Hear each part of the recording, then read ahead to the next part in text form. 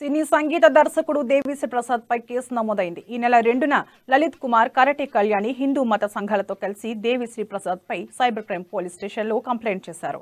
హరే రామ హరే కృష్ణ తారక మంత్రాన్ని item song ఆల్బంలో జతపరిచారని ఫిర్యాదు పేర్కొన్నారు. దీంతో పోలీసులు కేసు నమోదు చేశారు. లీగల్ ఒపీనియన్ తీసుకున్న తర్వాత చట్టపరమైన చర్యలు తీసుకుంటామని cyber crime ACP KVM Prasad తెలిపారు. 2వ తారీఖు లలిత్ కుమార్ అనే ఒక సోషల్ వర్కర్, అలాగే కరాటే కళ్యాణి అనే ఇంకొక సోషల్ వర్కర్, వీళ్ళు దేవిశ్రీ ప్రసాద్ గారు రిలీజ్ చేసిన ఒక షార్ట్ వీడియో మీద ఒక కంప్లైంట్ ఇచ్చారు. అందులో హరే రామ హరే కృష్ణ తారక మంత్రాన్ని మిస్యూజ్ చేసినారు, ఇది కమ్యూనల్లీ సెన్సిటివ్ ఉంది అని చెప్పి కంప్లైంట్ ఇవ్వడం జరిగింది. ఈ కంప్లైంట్ మీద మేము ఒక ఎఫ్ఐఆర్ ఇష్యూ చేసినాము.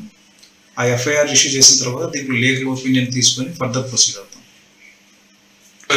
ఎంక్వైరీ చేసిన తర్వాత లీగల్ ఒపీనియన్ తీసుకొని లీగల్ ఒపీనియన్ ప్రకారం 41 నోటీసులు ఇవ్వాల్సి వస్తే 41 నోటీసులు ఇస్తాం. మొన్న 2వ తారీఖు లలిత్ కుమార్